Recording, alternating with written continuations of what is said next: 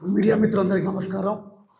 ఈరోజు టీఆర్ఎస్ పార్టీగా మీ పేరు అవతరించిన తర్వాత బీఆర్ఎస్ పార్టీ నాయకులు మాట్లాడిన తీరు తెలంగాణలో ఒక సామెత ఉంది.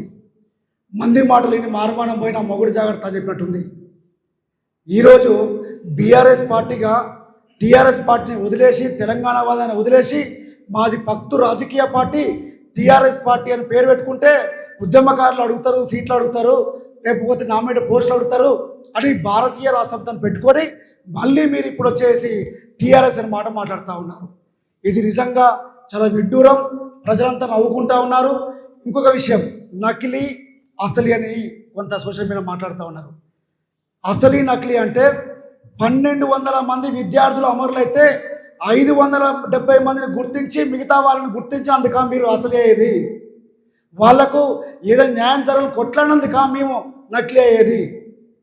ఇంకొక విషయం, ఈ రాష్ట్రంలో 12 మంది ఎమ్మెల్యేలు మారితే ఇదే బీఆర్ఎస్ పార్టీ సోషల్ మీడియా ఏం మాట్లాడుతుంది, ఇంతకు వీళ్ళు ఆ గట్ట ఈ గట్ట బీఆర్ఎస్ కాంగ్రెస్ అని మాట్లాడుతూ ఉన్నారు.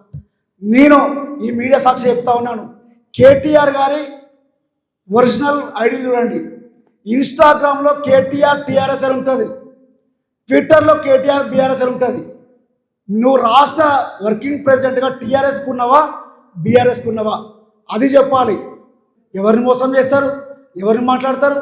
మేము టీఆర్ఎస్ అని పెట్టబోతున్న లీక్ తెలుసుకొని అప్పుడు రియలైజ్ అయ్యి లేలే తూచి తప్పైంది, మాది బీఆర్ఎస్ కాదు టీఆర్ఎస్ అని వచ్చి ఈరోజు మాట్లాడుతూ ఉన్నారు.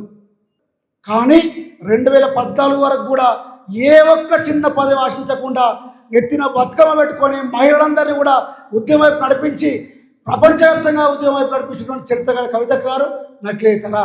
మేము ఒకటే మాట చెప్తున్నాం, టీఆర్ఎస్ మాదే, తెలంగాణ మాదే, ఈ రెండు మాయే. అడ్డొస్తే మీరు ఎక్కడ ఏమవుతారో కూడా మీరు తేల్చుకోవాల్సిన పరిస్థితి